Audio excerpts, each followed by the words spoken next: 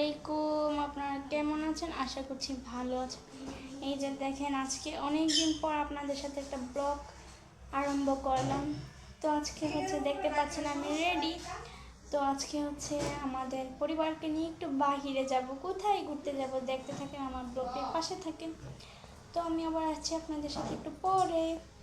যে দেখেন, কালকে আমরা একটু ঘুরতে গিয়েছিলাম সবাইকে নিয়ে। এই যে আমার পেছনে কাফি, আমি আপনাদের সাথে একটু শেয়ার করতেছিলাম। এই যে সাবা, এখানে আমি একা, আমাকে আম্মু একটু ভিডিও করে দিচ্ছে। আমি বললাম আম্মু একটু দূরে থেকে ভিডিও করে দাও, একটু আমার পরিবারটাকেও দেখাই।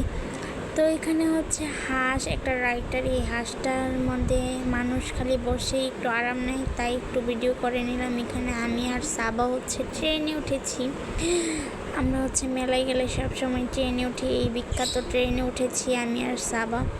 তারপর একটু ট্রেনের বাহিরটাকেও একটু ভিডিও করে নিলাম। এই যে, তো এরপর ট্রেনটা ছেড়েই দিল।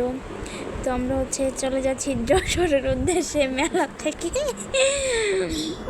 এরপর মেলার ভিতরে একটা জিনিস থাকবে, প্রথমে কিছুই বুঝতে পারিনি, এরপরে দেখেছি মেলার ভিতরে কি আছে। এই যে একটা ভূত, এই যে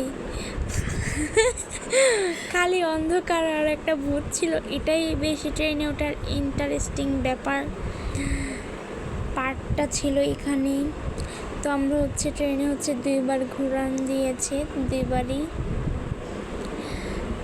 তো এখানে ট্রেনটা চলতেছে, আর আমি আমার পরিবারকে কি না দেখিয়ে করব, তাই আপনাদেরকেও দেখাচ্ছি। আমি যেখানেই যাই সেখানেই ভিডিও করি, কেন আপনারাও তো আমার একটা পরিবারকে নিয়েই তো ঘুরতে গিয়েছি।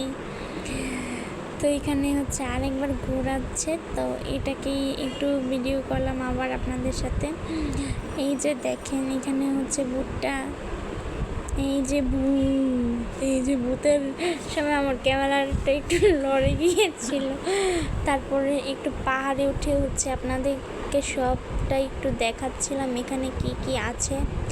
তো এখানে সব রাইটারই আছে, কিন্তু আমাদের ছোট বাবু নেই। ছোট বাবু নিয়ে গেলে ভালো হতো, তাইলে আর একটু সব জায়গায় উঠাতে পারতাম আমাদের ছোট বাবুগুলোকে। আর আমরা যেখানে উঠেছি খালি ট্রেন উঠেছি আর একটা নাগরদোলায় উঠেছি, আর কিছুতেই উঠিনি। তো দেখতে থাকেন ভিডিওটা, যদি ভালো লাগে তাহলে লাইক, কমেন্ট, শেয়ার, সাবস্ক্রাইব করে দিবেন। সবাইকে আল্লাহ হাফেজ।